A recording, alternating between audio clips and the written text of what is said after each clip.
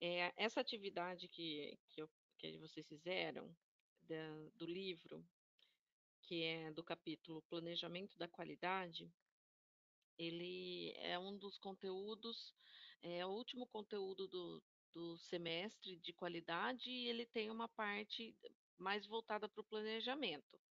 Por isso que eu deixei esse conteúdo para o planejamento e não para a qualidade, né? Deixei essa atividade para começar a contar já para as aulas de planejamento e não a aula de qualidade. Então, o exercício que a gente fez até aqueles últimos exercícios de qualidade, fechou qualidade para esse semestre. Então, a gente vai continuar esse livro de qualidade, esse conteúdo de qualidade, o semestre que vem, tá? Então, o ideal é que na plataforma vocês façam as atividades que tiver, tudo que tiver pertinente até esse nível de planejamento e auditoria. Então, é, o que você disse a respeito do conteúdo, o que eu estou fazendo, tentando fazer para vocês? É deixar o conteúdo que está na plataforma, que é um conteúdo teórico, para que vocês possam usar de leitura e fazer as atividades que estão lá para entrega. E aí eu tento trazer para as aulas um conteúdo que vai, assim, vai diferenciar um pouco do que está lá. Tentar trazer algum exemplo, alguma informação com uma linguagem mais de mercado mesmo, sabe? Para que ajude vocês, que uma complete a outra. Porque se eu pegar o conteúdo de lá e montar uma aula, vai ficar meio redundante, né? Vocês vão estar vendo basicamente a mesma coisa duas vezes. Então, a ideia é eu pegar apenas o que é para assim, ó, a ideia, né, principal daquele conteúdo, trabalhar em cima dela, mas de maneiras diferentes. Tem hoje, eu tentei montar uma aula diferente para nós. É, então, esse conteúdo, essa atividade que vocês entregam hoje já vamos dizer assim, a primeira atividade da matéria de planejamento. Então, aqui é a respeito da aula que a gente teve a semana passada, que foi Introdução ao Planejamento. Eu coloquei ela aqui novamente, só para a gente fazer um parênteses. Aqui no conteúdo programático, eu tinha colocado a introdução ao planejamento, que foi o que nós falamos, e coloquei normas regulamentadoras. Eu entendo que esse conteúdo não é um conteúdo pertinente para essa matéria, para essa disciplina, mas ela estava lá no conteúdo programático, então eu segui ela. E aí eu Até norma regulamentadora, a gente acho que faz uma ou duas semanas que a gente viu, terminou de ver com a matéria de segurança, é, segurança e saúde do trabalho. ela é bem extensa, né? São 37 normas. E aí, nossa, cada uma delas você vai desmembrar, é muito conteúdo. É um conteúdo até maçante, porque é muito artigo, é um conteúdo bem assim, tem muita coisa para ver. É bem interessante, né? Porque às vezes você trabalha numa empresa que você nem sabe qual que é a norma regulamentadora que rege ali, né? Aquela determinada atividade. E isso acaba ficando mais para o pessoal de saúde e segurança do trabalho, né? Eles que têm mais essa informação. E ficam, né, a cargo deles disseminar essa informação para os demais. Mas não é algo muito pertinente, assim. É, então, eu tinha montado uma aula para vocês só sobre isso. E como essa norma, aí eu fiquei sabendo que esse conteúdo vocês já viram com o professor de segurança, não teria nem porquê a gente repassar tudo isso, considerando que é um conteúdo bem repleto de leis, né? Bem extenso, né? Bem específico, cheio de pormenores. Exatamente, é um conteúdo bem maçante que teria que ser visto assim em etapas, porque aí a gente tem que envolver vários exemplos de cada uma, e cada uma fala de um determinado assunto. Enfim, são 37. Para você discutir 37 normas, e isso de uma forma ainda mais superficial, porque se a gente entrar no detalhe, cada norma desmembra vários outros subitens, dá para ficar quase o semestre, né? Falando de norma. Ele levou, acho que é um bimestre, acho que ele levou aí umas 6, 7 aulas aí. Se for falar realmente a fundo do que mudou, porque desde quando foi criado, foi mudado, enfim. Eu tinha criado tinha preparado uma aula sobre isso, mas aí como recebi essa informação, então eu vou tirar desse conteúdo programático, normas regulamentadoras, que com certeza é mais pertinente para a saúde e segurança do trabalho do que para a área de planejamento. E aí a gente começa falando depois a respeito dos processos de implantação, ah, vamos falar um pouco da interpretação da norma. Eu vou tentar passar para vocês pular a norma ISO e tentar deixar a norma para a gente ver no semestre que vem, tá? Porque como o semestre que vem a gente vai trabalhar mais na prática, né? Numa prática, vamos tentar fazer uma prática aí dos conteúdos que vão ser utilizados para auditoria, então acho legal a gente ver a norma mais no outro semestre.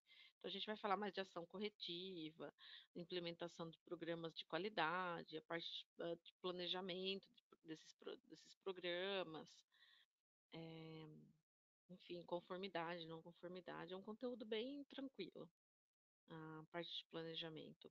Então dá para a gente tocar junto com esse conteúdo é, o nosso trabalho do projeto da empresa, né? Porque quando vocês entregarem aquele conteúdo do fluxograma, aquelas coisas, a gente pode começar a ver a respeito da descrição dos cargos, né? Tudo bem? Vocês? Tudo. Então, as etapas aqui do projeto da empresa, a gente continua da forma que está, fazendo organograma, descrição dos processos que vocês vão fazer, fluxograma, e aí depois descrição de cargos, descrição de atividades, a gente vai fazendo no decorrer do andamento das aulas. E esses requerimentos a gente deixa, quando a gente estiver vendo as interpretações da norma, a gente começa junto, ele tem que andar junto, porque você interpreta a norma e você já cria o processo. Então não dá para a gente ver uma coisa antes e outra depois. Por isso que eu falo que talvez nós não vamos ver, muito provavelmente nós não vamos ver isso, a interpretação da norma nesse semestre, porque ele precisa caminhar junto com os requerimentos, tá? Porque quando você for criar o requerimento, você vai falar, nossa, mas é aqui a norma tal, a norma 5 da ISO, ela pede tal, para fazer tal processo, né, tal validação. Aí você vai ter que, né, linkar uma coisa com a outra. Por exemplo, descrição de cargo. Se eu não me engano, é o item 6 da norma. Vou até ver aqui para não falar besteira para vocês. Depois eu vou enviar para vocês a norma. A gente tem um item que é o liderança. Liderança a gente já viu. Ó, número 1 são generalidades, enfim, vai estar especificando mais sobre a norma, tal, os princípios da norma, tal. O número 1 já começa o escopo. O 2 fala das referências normativas. O item 3 são termos e definições. Então, os primeiros itens da norma vai estar mais orientando como que deve ser feito, a implantação, enfim. E aí, no 5 já começa a liderança. Então, aí vai falar um pouco da estrutura de gerência, hierarquia da empresa, como que você montou. Aí entra a questão da estrutura do fluxograma que você fez.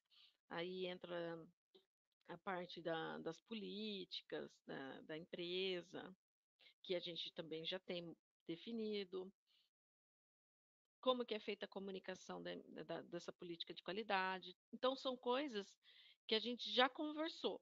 A gente conversou e agora depois a gente vai pôr na prática, tá? E o item 6 é planejamento. Não é o RH, não. Recursos humanos vai vir no item 7. Recursos humanos. Então, do 5 para frente, a gente já começa a ver as estruturas, que é a parte de planejamento, a parte de recursos humanos, o 7. Vamos falar também de infraestrutura, tá? E, enfim, comunicação. Depois vem a parte de operações e assim por diante. Até chegar na melhoria contínua, que são as auditorias. Tem um item só para falar de auditoria, se eu não me engano. Deixa eu ver aqui. É assim, o item 9.2, ele fala de auditoria. Mas aí a gente vai falar mais para frente, tudo bem? Aqui a gente tem a aula que nós falamos a semana passada sobre o planejamento, sobre a importância de você planejar, tá? As etapas do processo de planejamento e o fluxograma que nós tínhamos falado. Até aqui, tudo bem, né? Tudo bem? Tudo bem. Ô, Lídia, uma dúvida. É, sobre. Você falou assim, o item 1, 2, 3, 4, 5. Isso você está falando dos itens já na plataforma de planejamento. Não, não. Eu estou falando dos itens da ISO. Ah, tá Da ok. Eu achei ISO. que era para a gente já ir adiantando na plataforma. Não, eu vou mostrar aqui na plataforma para vocês agora. Então, eu estou falando referente aos itens da norma, o porquê que nós vamos ver mais sobre, que eu vou passar a norma para vocês, para a gente ver no semestre seguinte, no semestre que vem. Porque a norma, ela vai ajudar, vai nos orientar à criação dos requerimentos, entendeu? Que aqui, ó, no conteúdo programático, nós temos aqui, ó, interpretação da norma, certo? E aqui no projeto da empresa, nós temos os requerimentos que devem ser elaborados conforme a norma. Esses dois itens, eles têm que andar juntos. Como nós estamos fazendo ainda o organograma, a descrição a des, opa, o organograma, a descrição dos processos de manufatura e o fluxograma, nós ainda temos que fazer a descrição de cargos, descrição de atividades, e só depois a gente vai começar a mexer com o requerimento. Então, provavelmente, nós não veremos isso nesse semestre. Por isso que eu vou pular ele aqui, esse item aqui, ó. Eu vou. Esse item eu vou pular ele e a gente vai falar sobre processo de implantação do programa de qualidade. Nós vamos falar sobre ações corretivas, planejar e monitorar auditorias, conformidades, porque isso aqui provavelmente vai ficar para o semestre que vem. Tá bom? Deixa eu perguntar uma Ok. coisa para Deixa eu perguntar uma coisa para Hum, vocês. Vocês já assistiram às aulas, às videoaulas? não, não vou mentir para você. Nossa, desculpa, as calopsitas. É, a gente estava com muitos trabalhos, que nem eu te falei, então eu dei prioridade para os trabalhos porque eles tinham prazos. E das suas aulas eu assisti assim, eu fui acompanhando o que você estava passando para nós já, até porque uma boa parte eu já tinha acompanhado na área administrativa, né? É bom porque a sua matéria ela traz no detalhe algumas coisas que a gente já vê no cotidiano, mas alguma base como eu já tinha, eu dei prioridade para os trabalhos porque eles tinham um prazo mais apertado. Então, tem uma aula lá que é só sobre ISO. Então, é legal que vocês assistam antes da gente começar a falar novamente de ISO, porque lá eu estou falando de uma forma mais abrangente, assim, estou explanando mais sobre a ISO, e assim, Na prática, nós vamos por agora, mas é interessante que vocês assistam. E tem vídeos lá, o vídeo de liderança, ele tem algumas questões para vocês entregarem, tá? Eu acho que é Ah, eu vi, dentro. você colocou lá na atividade, não foi? Você passou uma atividade para nós de assistir e entregar aquela atividade que estava no meio dos vídeos. Isso. Então tá mapeado, tá vendo? Isso aí, é isso mesmo, porque tá lá nos vídeos, tá? Então aqui, ó, deixa eu voltar aqui.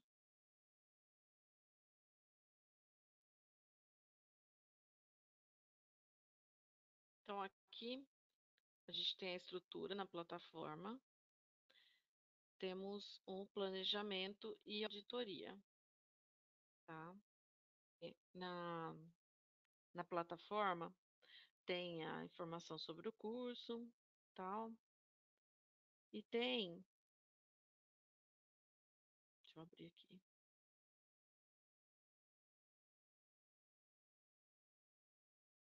deixa eu ver se é aqui. Aqui. Então você entra sobre o curso. Tem um item aqui, né? Tem o item Seja Bem-vindo, metodologia do ensino, apresentação do curso e tem plano do curso. Aqui no plano do curso, ele está especificando o objetivo dessa disciplina, o conteúdo programático. Vocês desconsiderem essa NR e esses outros itens são os itens que nós vamos utilizar, nós vamos trabalhar ao longo do curso, tá? Então, são esses itens que nós vamos ver. Aqui está a ISO 9000, mas aí a gente também vai falar ah, na aula que eu gravei sobre ISO, tem a ISO 18000 também, eu acho que acredito que é a ISO 14000. Então, a gente vai falar um pouquinho de algumas outras ISOs também, tá? Então, nós vamos ver também a respeito das ações corretivas, as auditorias.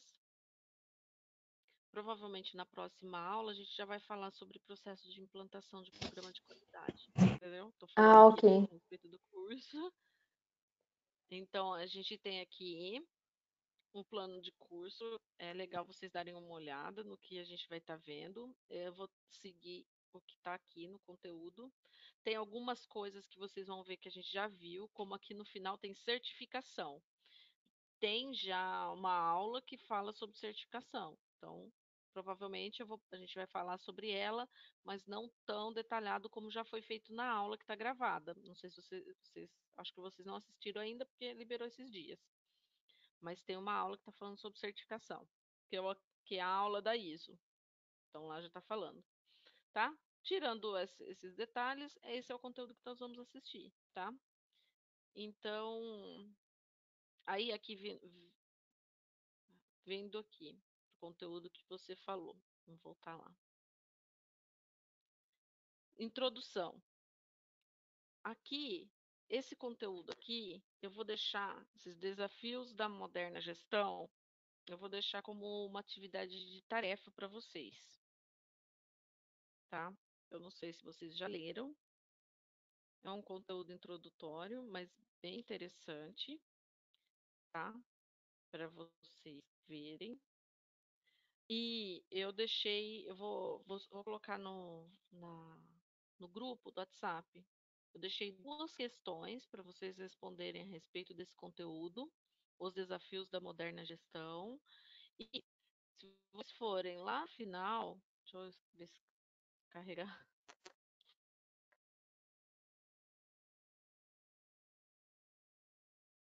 Então, aqui você vai ver que tem a questão de inovações tecnológicas, a gente já falou, tem alguns conteúdos sobre excelência de qualidade, que nós já falamos. Então, aqui ele vai englobando uma série de itens que compõem a gestão moderna, né? São itens que nós já discutimos sobre eles. E que aqui faz um apanhado de tudo isso que a gente falou e traz uma ideia, um conceito de gestão, né? Então, a gente vai Exercícios. Então, eu queria que vocês vissem, fizessem a leitura. Aqui, ó, no final, na página 20 e 21, tem algumas atividades, tá? São, acho que duas atividades. Vocês têm que preencher a tabela. Vocês podem, se vocês quiserem, vocês podem pegar isso como imagem e escrever nesses campos e me mandar, que eu acho que fica mais fácil do que vocês, não sei, refazerem essas tabelas.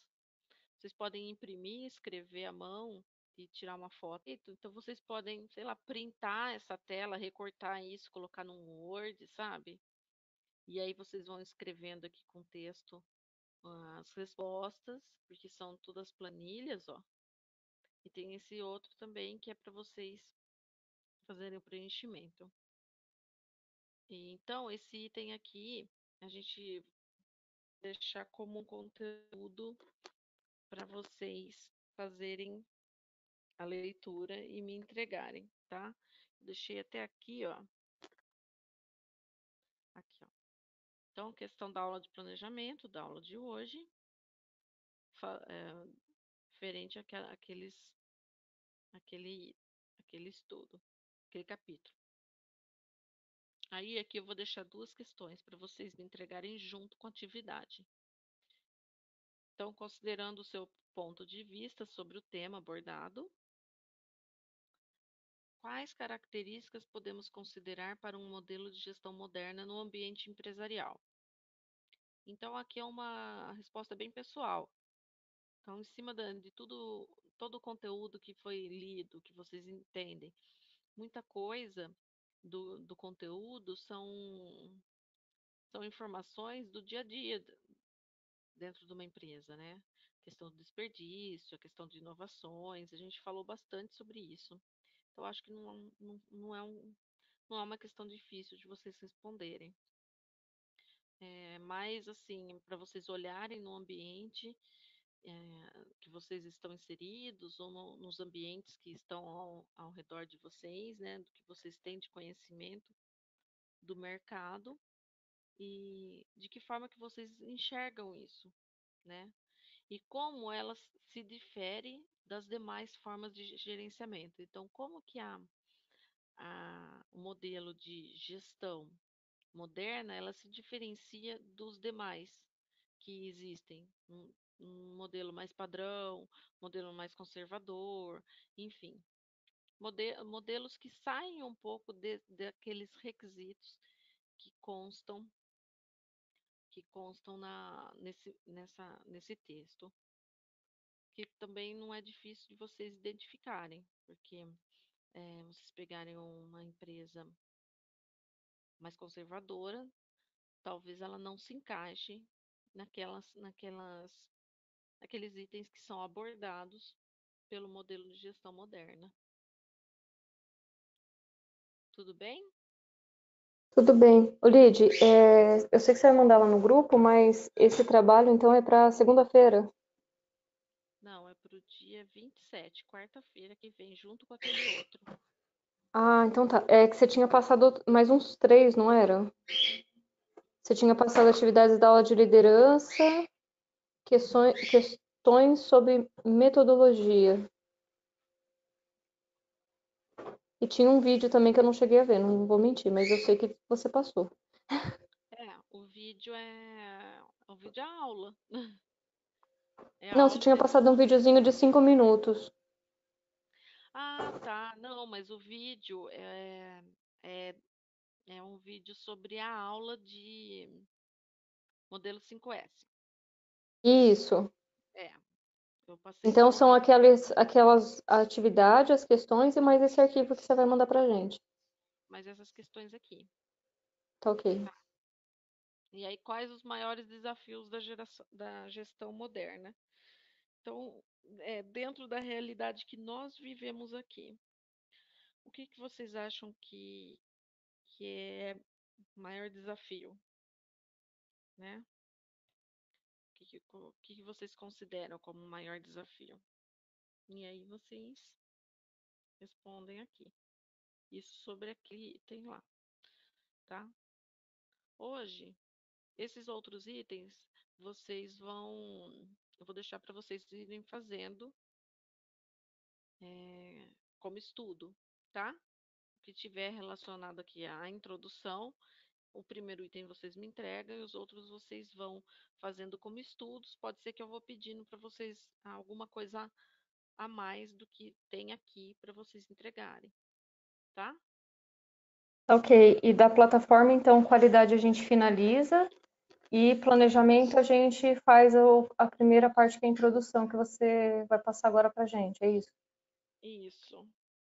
Planejamento vocês fazem até o planejamento da qualidade. O restante vai ficar para o semestre que vem, mas vocês já vão adiantando, Então, tá? introdução, auditoria e princípios do planejamento também faz.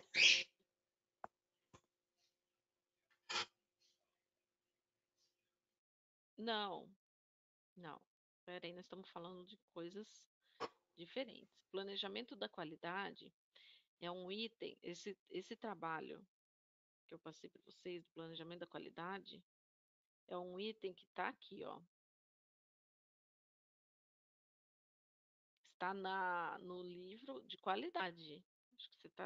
Acho que a gente não está falando a mesma coisa. Cadê?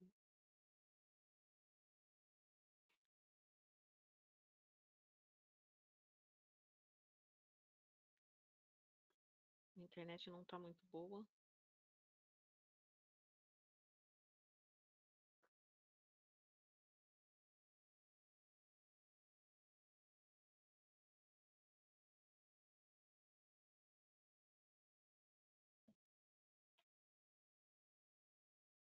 É aquele meus cursos ali de novo, será que não dá?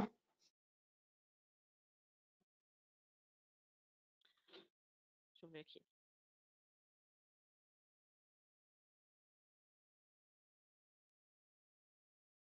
Bem, depois eu mando para vocês, mas eu não tenho módulo qualidade. Eu não estou achando aqui. Mas enfim, tem um módulo que vocês estavam estudando que era o qualidade.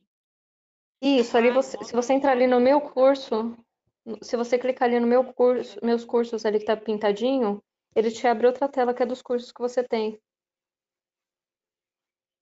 Então, aí tem um módulo qualidade, aí dentro do módulo qualidade tem um capítulo que é planejamento da qualidade. Nesse item planejamento da qualidade, que é aquelas páginas que eu passei para vocês, no final tem duas ou três questões que é para ser respondidas. É aquela lá que é para vocês fazerem. Aquela lá, apesar de estar no conteúdo da qualidade, ela é um conteúdo pertinente ao planejamento. Então, eu deixei aquela atividade para eu agregar ela no planejamento, tá? Deve ser o quarto capítulo, não me recordo, mas é lá. Aqui nós estamos começando a ver agora. Então, hoje a gente vai começar a ver a respeito da auditoria. Então, tem planejamento, tem tipos de auditoria,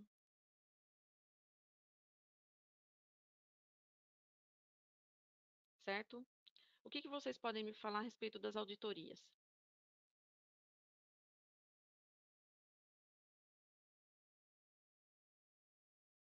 Ó, eu só participei de uma até hoje, que foi na Embraer, né, enquanto eu estava de estagiário, porque era o centro de serviços, então, como tem manutenção, tem várias normas específicas que eles têm que seguir, que é diferente da linha de produção.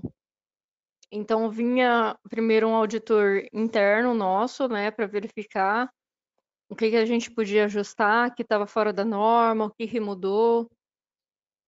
E depois vinha um responsável da FAA, né, que é o órgão regulamentador dos Estados Unidos, e ele avaliava se estava de acordo, se não estava, se tivesse alguma coisa fora do padrão, do que eles consideram como adequado, ele sinalizaria para nós, ó, na norma tal, tal, tal, diz que tem que estar assim, assim, assado, de você estar assim, assim, assado. Então aí a gente teria, acho que mais uns 15 dias para colocar aquilo ali num padrão, e mesmo assim tomaria uma saque, né?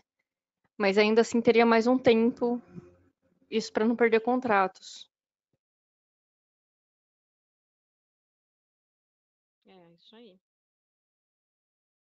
É, foi interessante o que você falou, porque assim, Que as o auditorias. fone dele não é adequado. Ô, Litiane, eu nunca passei por auditoria, nem sei como funciona. Não! Você nunca trabalhou Não, numa empresa que teve auditoria, que teve alguma certificação, qualquer certificação? já trabalhei na empresa que tinha ISO, mas não cheguei a participar da auditoria. Não. E nem ouviu falar assim de como que era, nem nada. Não teve contato Não, nenhum já com ouvi falar, auditoria. mas nunca participei. Nunca fui auditado. Nunca foi auditado, nunca assim, trabalhou num processo de organização para auditoria. Não. Tá ok. Então, assim, para a gente falar de auditoria, não tem como a gente falar de auditoria sem falar de certificações e sistemas de qualidade. Então, a que a gente mais conhece são as normas ISO, que tem o selo de certificação, né? E para que você consiga esse selo de certificação, há necessidade de passar por auditorias. É interessante a gente lembrar que não é só a implantação da ISO que precisa de uma auditoria. O processo de auditoria existe, aqui embaixo nós vamos falar, existe o processo interno, existe uma auditoria que pode ser realizada pelo fornecedor e auditoria externa.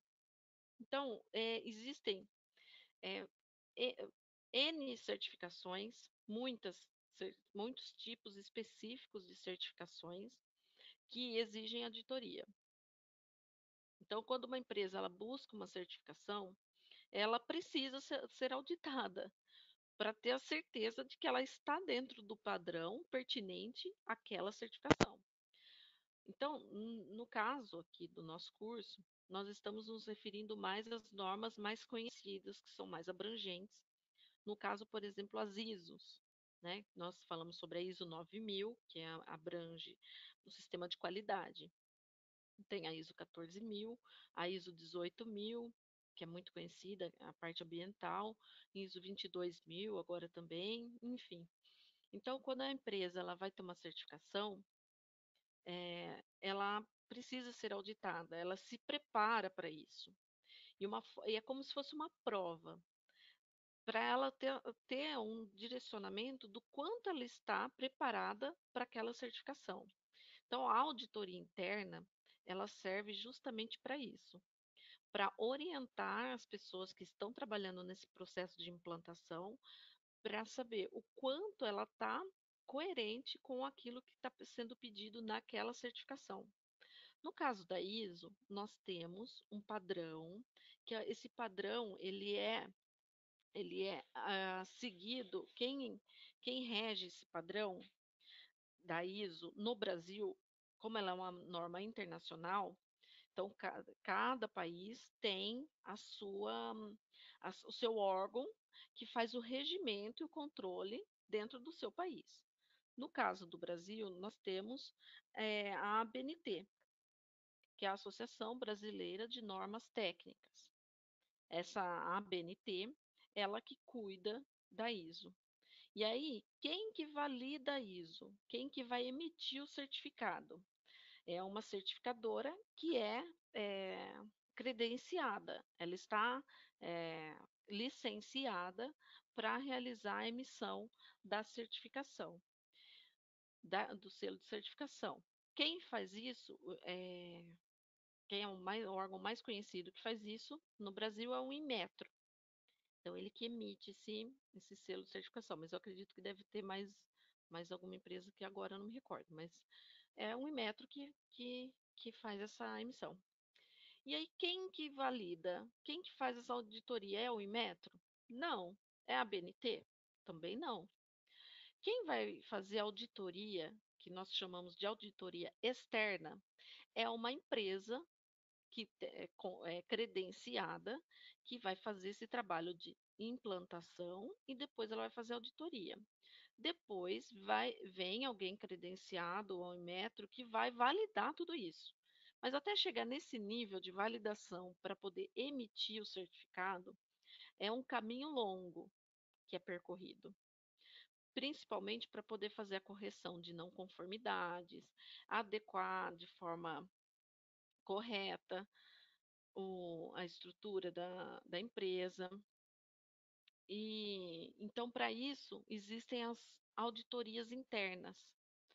Elas ajudam a fazer essas correções antes que seja feita a auditoria externa, justamente para que não corra o risco deles não terem esse selo de certificação aprovado. Então, eles se preparam para isso. É, um dos modelos de auditoria que é feito interno e também pode ser feito externo e que não há selo de certificação é o modelo 5S. Então, tem uma aula que vai falar, que está disponível para vocês, que fala somente sobre isso, sobre o modelo 5S. E o modelo 5S, ele é uma metodologia, um conceito de trabalho que as empresas elas aplicam isso com a finalidade de melhorar a estrutura e tudo mais, e em questão de desperdício, readequação, uma série de fatores, né, físicos também. E não existe uma certificação, um selo de certificação 5S. Porém, as empresas têm muito interesse na implantação pelo benefício que traz esse método. Melhoria no processo, na produtividade, redução de desperdício. Então, eles preparam, né, é, encontram, né, contratam uma consultoria, uma empresa de consultoria, que é especialista na implantação específica, no caso 5S, e essa empresa, ela vai treinar pessoas capazes de realizar essa auditoria interna dentro desse processo de implantação. Então, o que vai acontecer? Essa auditoria interna, esses auditores internos, eles vão ser treinados, eles vão receber informações, eles vão disseminar essas informações entre os demais, eles vão orientar, vão conseguir ter um olhar diferente para a empresa. Eles vão chegar, eles vão tentar identificar aqueles pontos que estão sendo abordados, ou que serão abordados, os pontos que têm que ser melhorados. Então, eles conseguem fazer esse trabalho. E com isso, já conseguem trazer uma série de alternativas para a correção daquelas não conformidades. E aí isso melhora o processo de implantação. Aí consegue fazer um processo de implantação mais rápido. É, Então, uma empresa que tem algum selo de certificação tem auditores internos, né? Dificilmente uma empresa ela vai contratar só consultoria externa para implantar. Geralmente ela vai trabalhar em cima dos próprios colaboradores para que eles realizem essas atividades e contribuam para uma outra etapa. Essa outra etapa seria esses auditores externos, que eles são totalmente é, neutros dentro do processo, e aí eles vêm com o intuito de validar aqueles processos. E aí, por eles estar de fora, muitas vezes eles conseguem vir com outro olhar.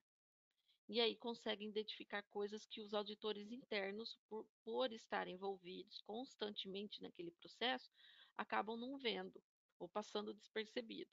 E aí essa pessoa externa, ela consegue ter essa visualização, né? Consegue ter um olhar mais crítico, né? E neutro, né? A auditoria dos fornecedores, que aqui é chamada de auditoria de segunda parte, ela é bem interessante porque quando, por exemplo, a ISO, vamos falar da ISO.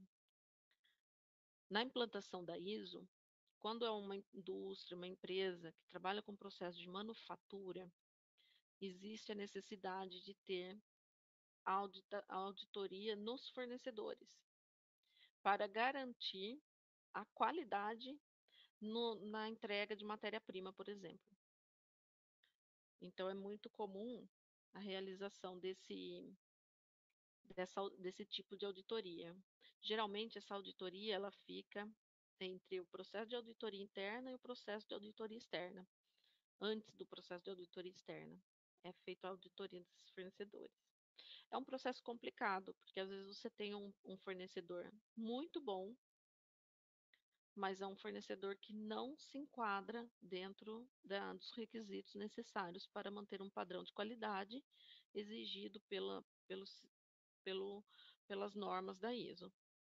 E aí você precisa ou adequar o fornecedor, ou o fornecedor vai ter que se adequar para continuar atendendo aquela determinada empresa, ou a empresa vai ter que procurar um outro fornecedor. É um processo bem complicado e não é um processo demorado também, porque daí exige a adequação de terceiros.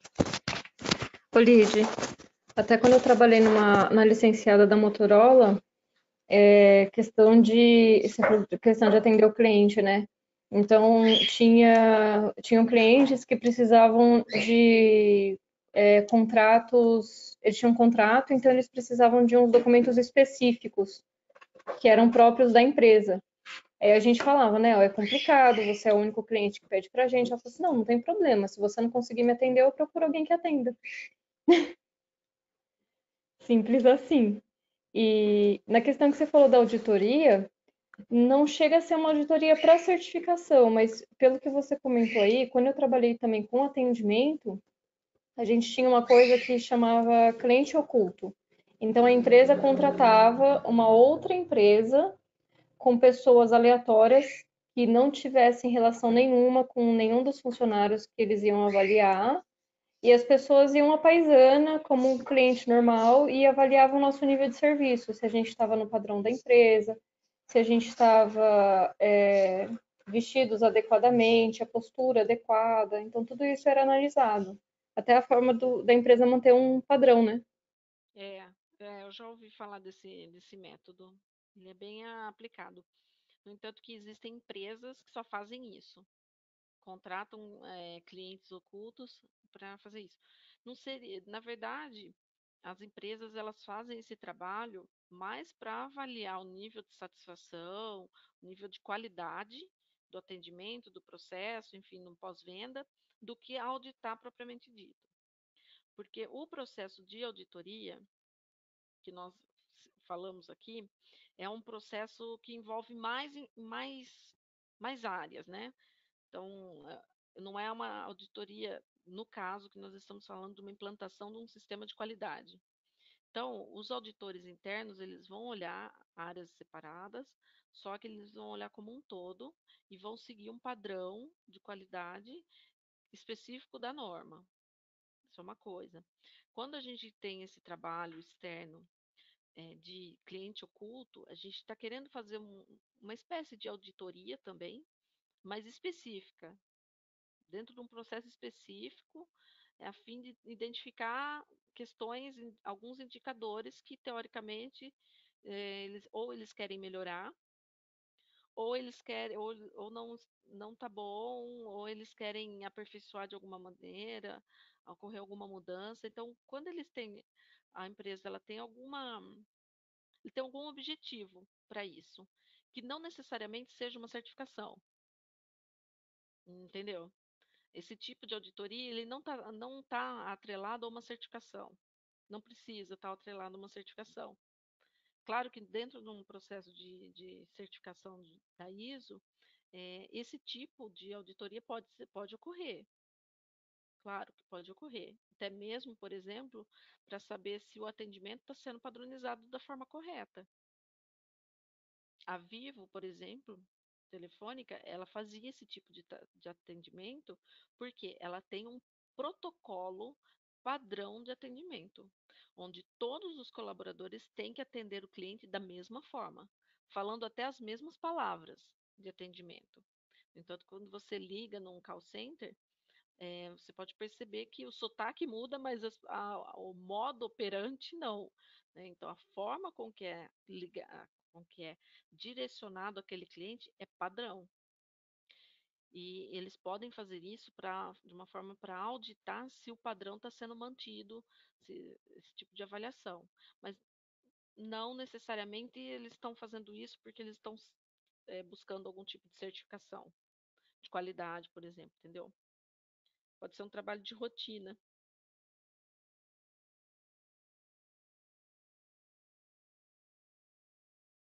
E então, se você quer falar mais alguma coisa a respeito de auditoria interna, ficou claro? Deu para entender a respeito da auditoria interna? Deu sim, Nilde. Tá.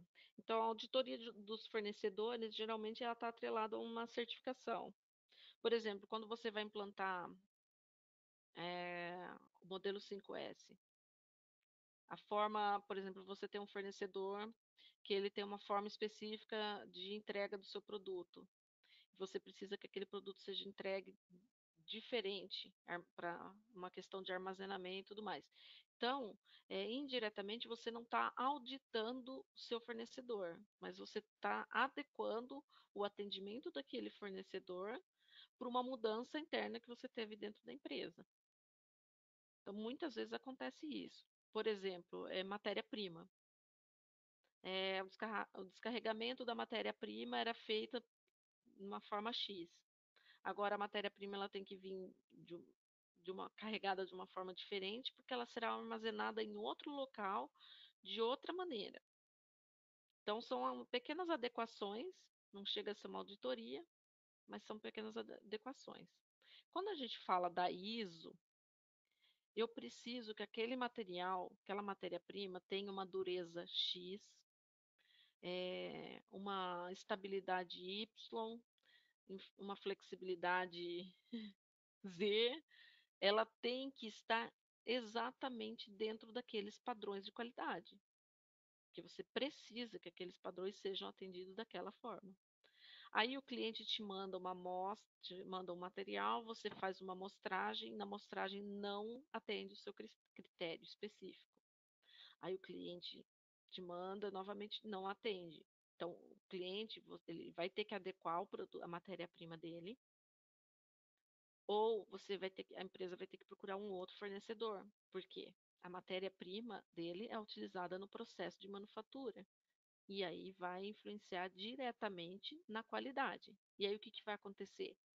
O meu processo produtivo, o meu produto final não terá a qualidade que eu estou considerando que terá, que deveria ter pelo menos. Por exemplo, a questão do suco. Vou falar do suco, que é algo que eu, que eu conheço um pouco, que eu posso dar como exemplo para vocês.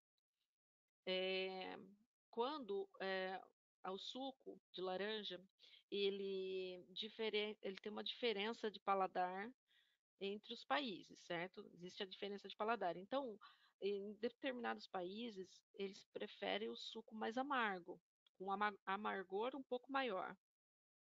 Então, é um padrão deles, um padrão do consumo. Então, as empresas que produzem, que embalam esse suco, ou que utilizam esse suco para algum outro suplemento, para adicionar alguma coisa, eles sabem já que o padrão ele tem que ser esse, ele tem que ser com nível X de amargor. Quando a indústria vai produzir esse suco, ela se atenta a isso. A qual a necessidade do cliente em questões de qualidade. Se não atender aos critérios mínimos de qualidade, aquele produto não pode ser enviado para determinada empresa. Então, eles fazem o quê? Eles fazem uma amostragem experimental, laboratorial, eles analisam antes de produzir aquele suco, para ver se aquele produto, aquela matéria-prima que vai ser usada para o suco, ela tem os critérios. Então, eles fazem uma análise para ver o percentual, quanto em percentual que vai atender o cliente. E se aquele percentual está dentro do esperado. Se tiver, eles colocam para o processo de produção. Se não tiver, eles têm que se adequar. Então, isso só para vocês terem uma ideia dessa questão de auditoria de fornecedor. tá? Então, aqui, a auditoria interna ou a primeira parte. Então, ela é realizada pelas próprias empresas. Então, as empresas, elas se organizam. Muitas vezes, a empresa, ela contrata uma consultoria para ajudar nesse processo de gestão, para direcionar os parâmetros e tudo mais. Mas, de modo geral, é uma responsabilidade da empresa realizar essa parte interna. E, então, o processo de auditoria interna, ele exige algumas etapas, tá? Então, seria a etapa de preparação, que é uma etapa que você vai analisar a documentação, analisar todo o programa de avaliação, fazer todo o planejamento detalhado de como vai ser essa auditoria, quando vai ser, de que forma que vai ser, quais são, sabe, será o escopo desse projeto. Essa é a primeira parte de um processo de implantação de qualquer sistema de qualidade, qualquer certificação. Então, a primeira etapa é essa. E eu posso dizer que antes dessa etapa de auditoria tem uma pré-etapa, que é a etapa do levantamento das informações, né? Para assim começar a fazer essa análise. Então, eu entraria meio que dentro da preparação. Esse processo de preparação é extremamente importante, envolve todas as pessoas, que vão, todos os gestores, né, no caso, não todas as pessoas, todos os envolvidos ali na gestão, que serão ou não auditores internos, mas que vão colaborar de uma forma sistêmica para o arranjo dessas informações, né, e poder elaborar o melhor planejamento possível, tá? Aí temos a reunião de abertura, que isso é bem objetivo, a avaliação da auditoria, quais foram as evidências que foram coletadas, isso é muito importante.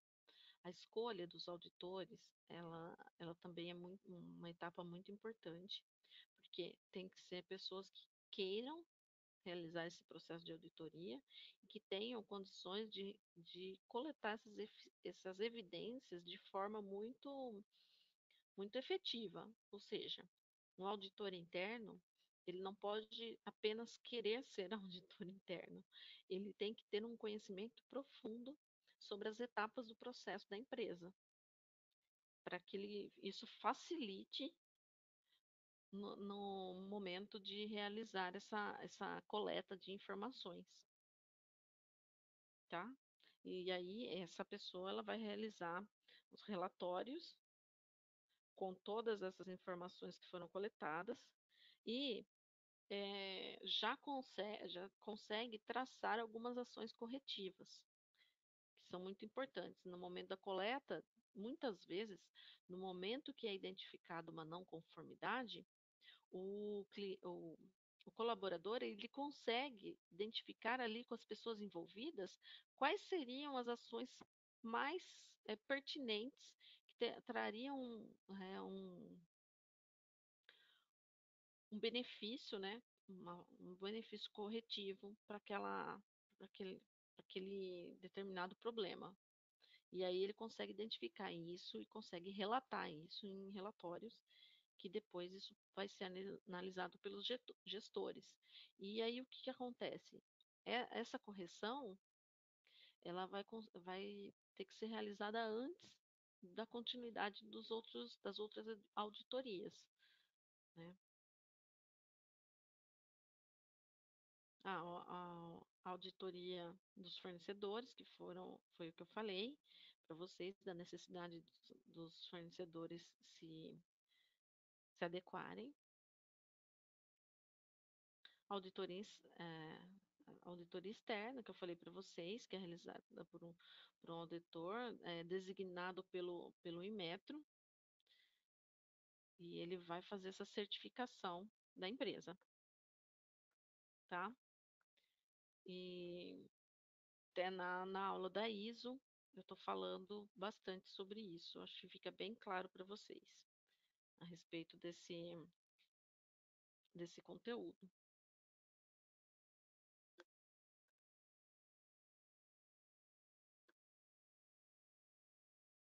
Bem, aqui a gente não tem ainda processo de auditoria, mas eu vou trazer para vocês a semana que vem o conteúdo. Tudo bem até aí? Tá? Então, vocês têm alguma dúvida sobre isso? Não, o do responder aqui também que não. Tá. Então, eu deixei separado aqui 2 estudos de caso para a gente discutir sobre eles, tá? Vocês conseguem ver aqui? Eu vou mandar para vocês depois também. Era para eu ter mandado antes, na verdade.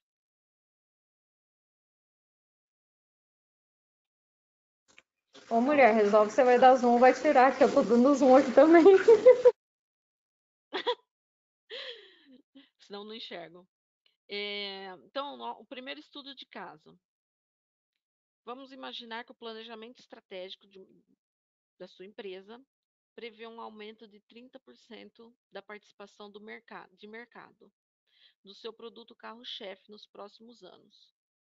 É fundamental que se repasse essa informação para quais áreas? Então, vocês já estão fazendo aquele trabalho a respeito das áreas que vocês vão dividir, né? Aí a empresa de vocês em áreas. Espero que vocês já tenham pensado nessa questão. E aí eu gostaria de saber de vocês.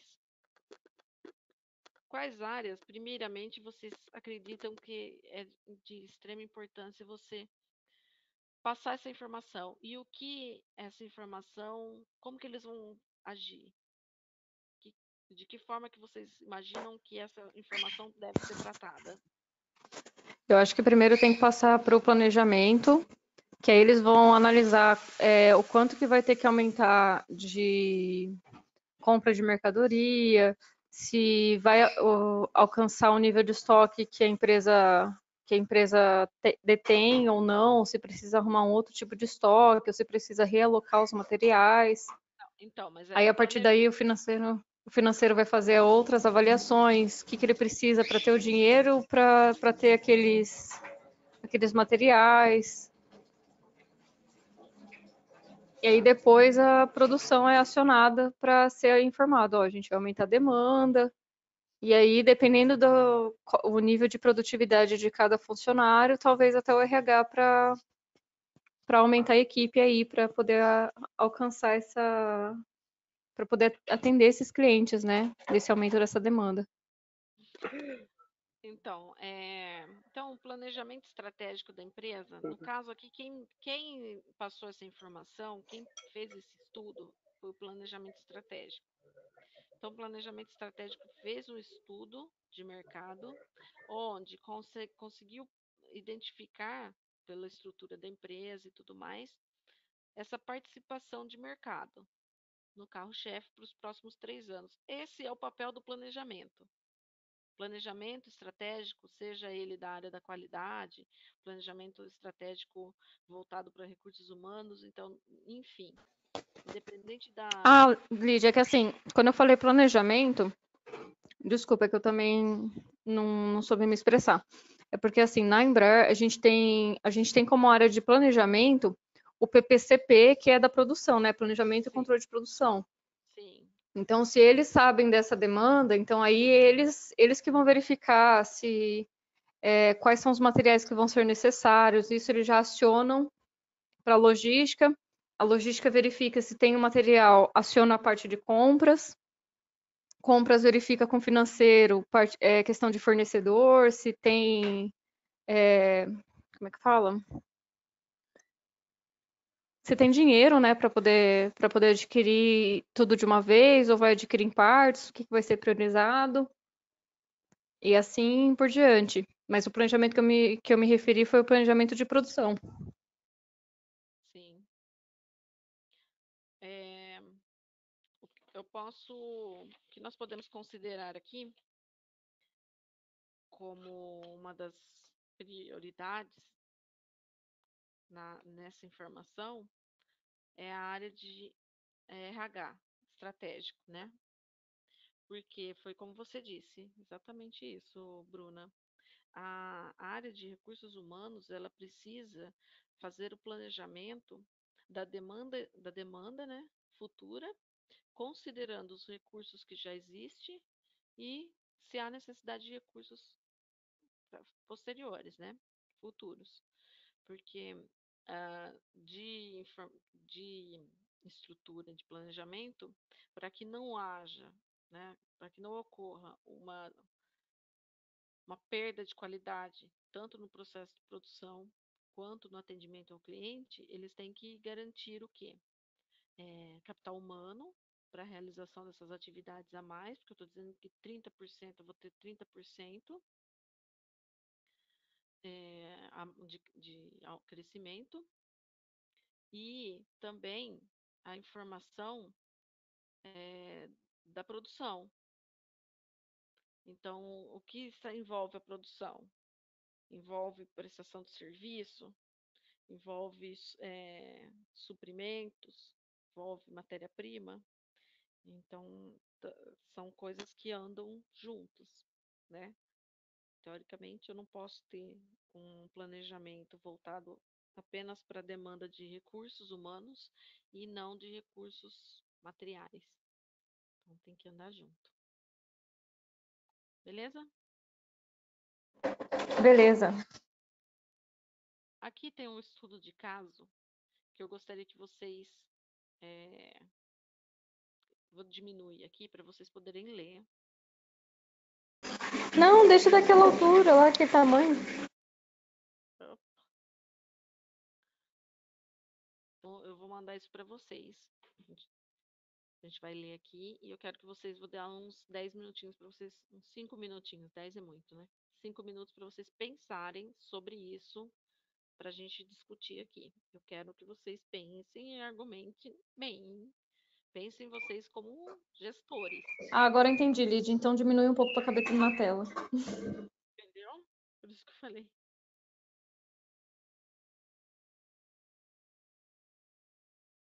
Acho que não. Deixa eu ver se vai caber. Ô, Lid, não tem como você mandar esse arquivo aí lá no grupo? Acho que fica mais fácil. Agora eu não consigo. Mas eu mando depois. Ó, eu vou deixar para vocês lerem até aqui. Até aí, processo de produção. Então, estudo de caso, grupo motorizado. É o maior do setor de revendas de carros no seu estado. Começou como concessionária GM em 1978, deixando a marca para trabalhar no ano seguinte com modelos da Fiat, em 4 lojas.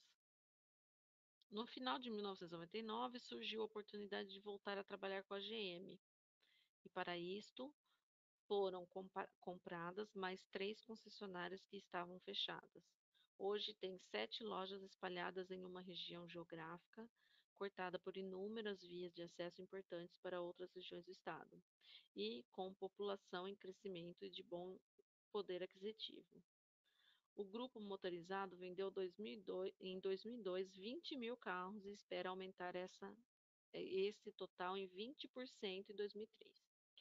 No último ano, demonstrou também eficiência e baixo custo das operações e dos recursos, assim como disponibilidade e desempenho da assistência técnica ou serviços pós-vendas. Aqui é serviços pós-venda, tá? Digitei errado.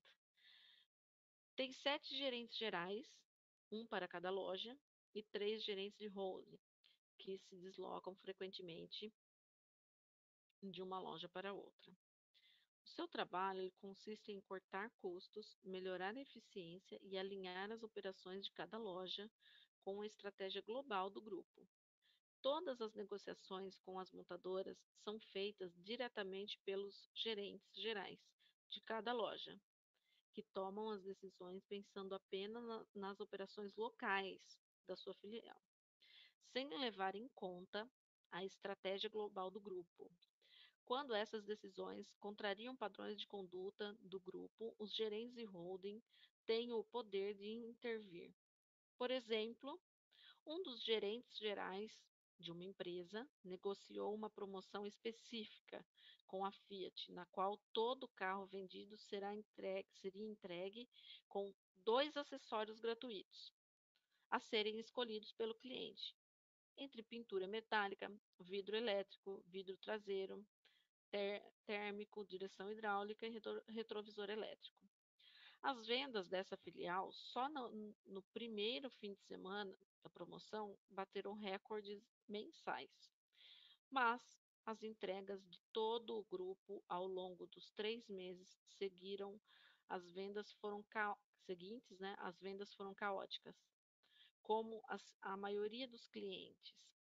Ali está escrito errado, mas depois eu corrijo para vocês. Escolheu direção hidráulica e vidro elétrico. A oficina central do grupo teve que arcar com as instalações, alterando todo o fluxo da produção. Considerando os aspectos de qualidade no atendimento, no processo de produção e no atendimento ao cliente, neste caso, foram prejudicados pelas decisões que foram tomadas? De que forma? Você acha que... Deixa eu aumentar aqui agora, para vocês conseguirem ver aqui. Então, considerando os aspectos de qualidade no atendimento, no processo de produção e no atendimento ao cliente, nesse caso, foram prejudicados pelas decisões que foram tomadas? De que forma? Você acha que o planejamento e as políticas do grupo motorizado devem ser centralizadas ou descentralizadas? Justifique indicando vantagens e desvantagens. Eu vou deixar 5 minutinhos para vocês pensarem nas respostas, tá bom? Eduardo? Vou começar com o Eduardo, que ele me mandou as respostas aqui. O que você acha? Leia para mim. Eu enviei para você, mas vou ler.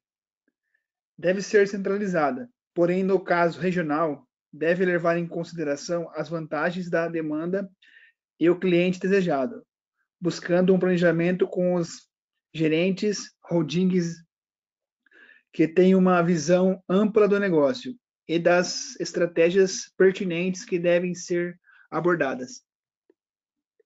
Tá. Acho que é isso.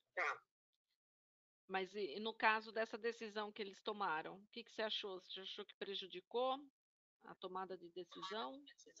Prejudicou porque não teve uma questão financeira envolvida, né? Eles se preocuparam só com a parte deles, mas é a parte do grupo num todo, né? Acabou sendo prejudicado porque não conseguiu cumprir a demanda.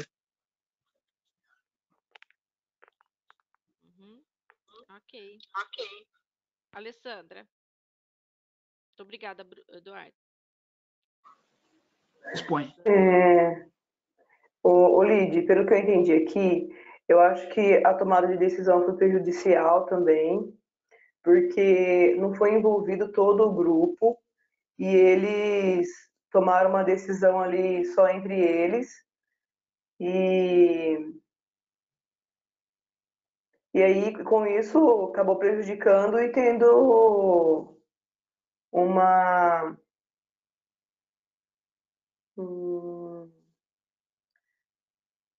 Deixa eu ver aqui o final.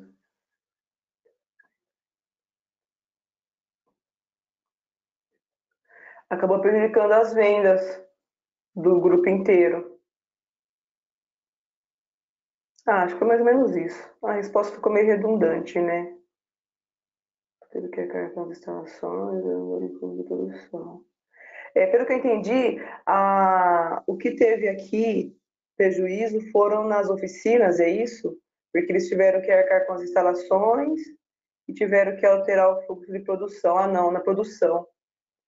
Tiveram que alterar, não tomou as decisões juntamente com o grupo todo e tiveram que alterar toda a linha de produção. É isso mesmo? Sim. Algum dos pontos a serem notados é esse, sim. Tem mais alguma coisa? Então, você achou que foi prejudicado a tomada de decisão? Porque não foi pensado no todo. Acho que não envolveu todo mundo, né? Se tivesse envolvido todos os gerentes do grupo inteiro, talvez não teria acontecido isso. Principalmente, acho que o gerente de produção, não foi envolvido. Porque senão ele ia ter uma visão, né? Olha, se tiver que fazer essas alterações, vamos ter que alterar aqui a linha de produção, e vai ser prejudicial nisso, naquilo, vamos ter um,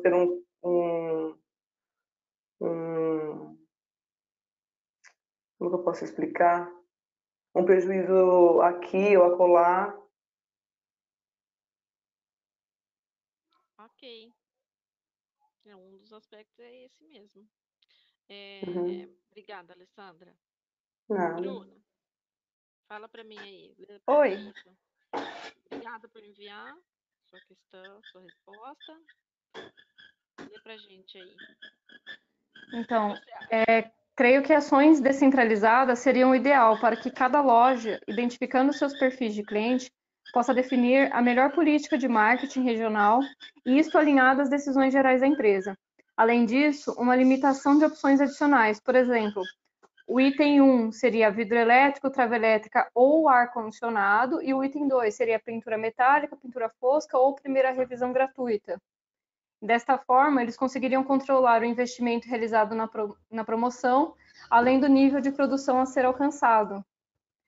E a única área que só obteve vantagens foi a de vendas. O atendimento ao cliente não cumprirá prazos e a produção ficará sobrecarregada. Isso aí, Bruna. Isso aí, isso mesmo. Uau! Congratulations! É isso aí mesmo. Porque você lembra que a gente falou aqui no começo de planejamento estratégico? Que a empresa ela previu um aumento de 30%. E aí, no seu carro-chefe. Então, por exemplo, uma empresa produz bolacha de chocolate, produz de morango, de limão, mas o que mais vende é de chocolate. Então, é o carro-chefe. Ela está prevendo um crescimento. O que é fundamental que se repasse essa informação? A todos os envolvidos no processo da bolacha de chocolate. Quem que produz, né? Em questões de recursos humanos. O que vai na produção da bolacha de chocolate, né? E a matéria-prima para montar, para produzir essa bolacha. Então, vai ter o suficiente? Estou falando que vai aumentar 30%. E é interessante que eu estou falando aqui aos próximos 3 anos. Então, não é algo para 3 meses, não é a curto prazo. Então, as áreas, ela tem um tempo que ela tem que já se planejar, né? E nesse estudo que eu coloquei aqui, o que a gente percebe? No começo do texto, ela fala da solidez que tem a empresa. Então, é uma empresa que tem há muitos anos. Então, o legal do estudo de caso é você conseguir identificar vários aspectos que são abordados dentro do texto. Por exemplo, no início está falando que é uma empresa sólida, é uma empresa que tem desde 1978, né? Então, é uma empresa muito, muito bem estruturada. E o que aconteceu? Ela veio se solidificando sua marca, né? Consolidando sua marca no mercado. No entanto, que ela está entre as maiores, né? Revendas. Cita aí que ela. E ela também pensa num percentual de aumento, de crescimento. E aí, o que acontece? É, existem os gerentes, existem os holdings. Esses gerentes de holding são gerentes que entendem do negócio, e são gerentes que eles conseguem ter uma visão mais ampla. Por exemplo, essa visão estratégica de aumento de tantos por cento num determinado produto específico. Esses gerentes eles têm essa visão de mercado. Eles conseguem identificar a necessidade do mercado e trazer isso para o negócio. A função deles é essa, além de outras, né? Claro, mas a função mais importante é a questão de estratégia. Conseguir, por exemplo, identificar que existe um nicho de mercado que pode ser agregado pela empresa, um produto que pode ser inovador, é, uma tendência de mercado, ou uma necessidade do cliente, né? Então, existem esses gerentes que fazem esse apoio aos gerentes locais. No caso desse estudo aqui, Um ponto de vista que a gente pode levar em consideração é o fato do gerente não ter consultado esses gerentes de holding, porque se ele tivesse feito um trabalho em conjunto, talvez ele tivesse um estudo mais,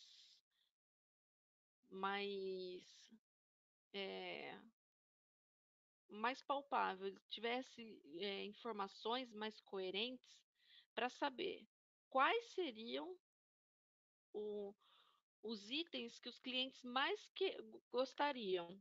Por exemplo, ele poderia ter feito uma pesquisa de mercado antes com os seus próprios clientes, para saber, ou um estudo, por exemplo, dos últimos veículos que venderam, quais foram os adicionais que foram incluídos, né?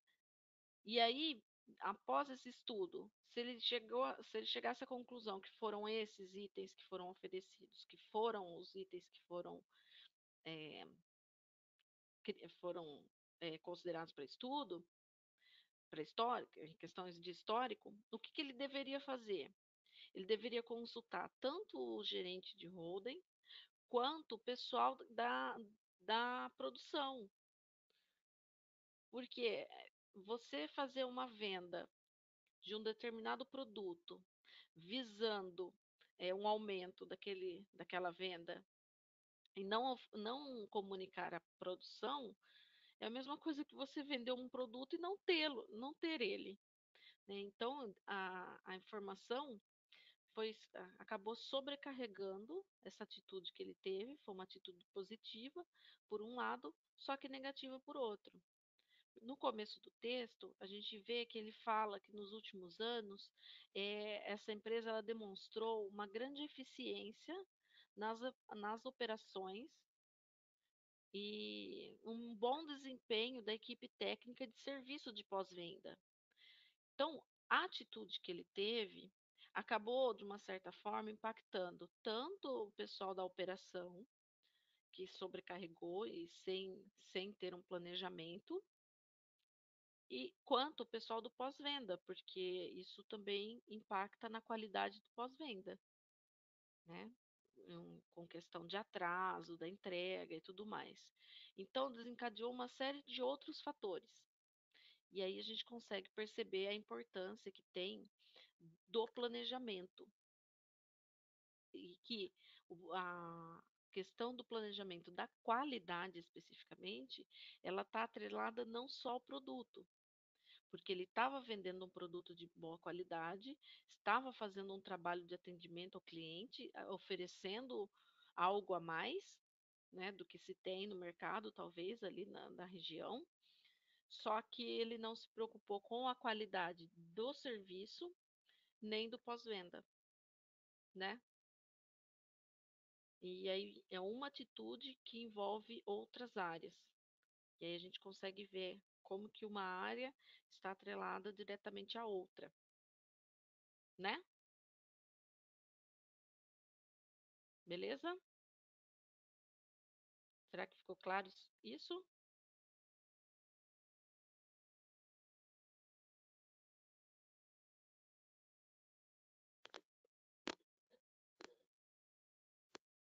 Aqui a gente vê, considerando os aspectos de qualidade, de produção.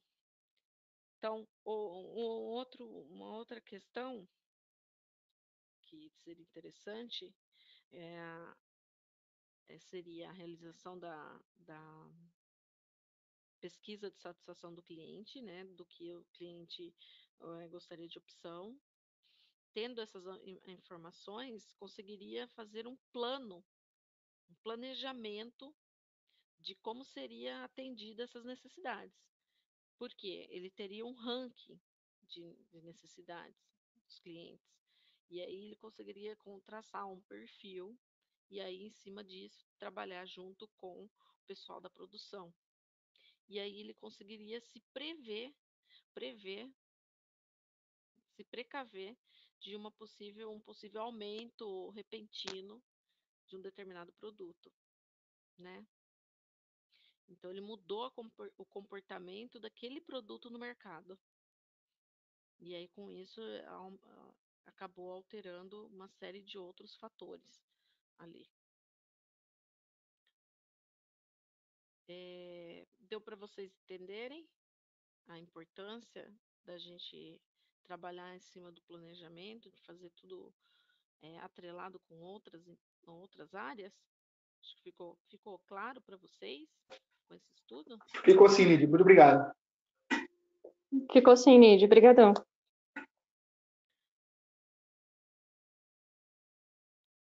Vocês têm mais alguma dúvida? Por enquanto, não. Bem, aqui ainda falando sobre essa questão centralizada e descentralizada, a questão centralizada, ela é interessante porque você consegue ter um domínio maior da situação e ter uma tomada de decisão mais rápida e mais focada, né? Porque, como está dizendo, nesse caso específico, são sedes em regiões específicas, diferentes, distintas, né? Então, muito provável que o comportamento pode diferenciar o comportamento do cliente. Por exemplo, se ele tem uma unidade no estado de São Paulo e tem uma outra unidade na Bahia. Então, o comportamento do cliente é diferente. A cultura, o modo de abordagem desse cliente é diferente. Por isso que talvez, se essa atitude de inserir dois produtos, oferecendo dois produtos, fosse aplicada de forma descentralizada, talvez o comportamento seria diferente em outras áreas, seria mais disseminado. Então, teria uma área que ia escolher mais a questão do retrovisor elétrico, porque eles não têm uma boa aceitação com direção hidráulica, por exemplo, né? Então, o ideal é você ter um estudo local, é muito importante, e com base nisso, pode-se fazer um estudo em todas as outras regiões, e depois você tem um estudo amplo, um estudo geral. E aí você consegue identificar, será que todas as regiões têm o mesmo comportamento? Será que o que apliquei aqui nessa unidade é passível de ser aplicada na unidade do Rio Grande do Sul? Como que é o comportamento lá, né? Então, o planejamento, ele é pode ser muito distinto, dependendo da região e do local onde vai ser aplicado. Tá ok? Ok. Deixa eu abrir aqui. Bem, de conteúdo é isso que nós temos hoje. Eu vou preparar a aula da semana que vem sobre processo de implantação. Vocês têm alguma outra dúvida sobre o trabalho que tem que ser entregue? Tá tranquilo. Por enquanto não, Nid, mas aí a gente pode te mandar mensagem, né? Pode sim, com certeza. Que para quarta-feira que vem tem três trabalhos seus? O de liderança, né? Isso. Metodologia. E E o de hoje que você vai passar. essas questões que eu vou passar hoje para vocês. Tá, Lid, dos vídeos que você falou assim que tem questões embutidas, são as videoaulas que estão lá, que você tinha mandado já o link pra gente? Isso, são as videoaulas que estão lá no YouTube. Lá Tá, tem ok. Aí, como título do trabalho, a gente coloca o nome, o título que tá lá na videoaula? Pode ser, porque é o mesmo. Por exemplo, se a aula é liderança, a atividade é liderança também. É o mesmo título. Entendeu? Ah, beleza, então. Tá? As atividades são pertinentes às aulas. Tem aula de ISO lá. Eu preciso que vocês assistam a aula de ISO. E tem aula de liderança, aula de modelo 5S, tá? Pra gente finalizar essa questão das questões da qualidade também. E aí, Quanto tempo mais ou menos as aulas, Lid? eu não sei. Precisa dar uma olhada lá. Não sei te dizer quanto tempo. Porque elas foram formatadas, subdivididas. Não sei, mas não sei te dizer. Não, sem problema, era só pra gente organizar a questão de horário, mas depois eu dou uma olhada lá então. Tá, eu mandei para vocês os modelos, você viu lá, vocês abriram? Você mandou no grupo? O modelo de fluxograma e de descrição de processo de manufatura. Mandei no grupo lá. Depois vocês dão uma olhada lá.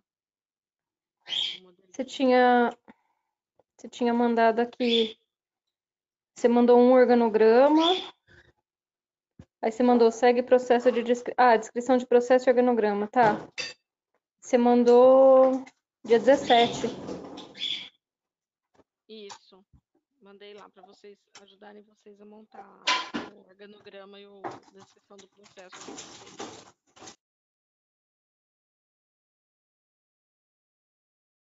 Tá bom? Tá, por enquanto sem dúvidas. Qualquer coisa a gente vai se falando.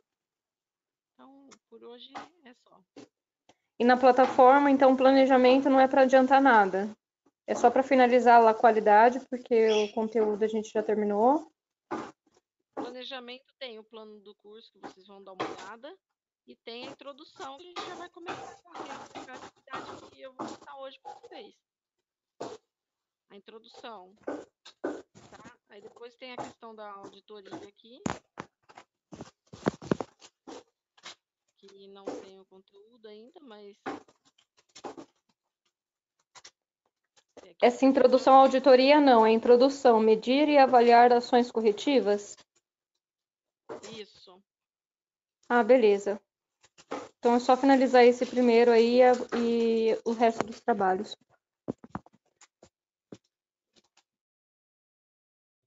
Isso. Aí depois a gente continua vendo aqui os perfis do auditor, da qualidade.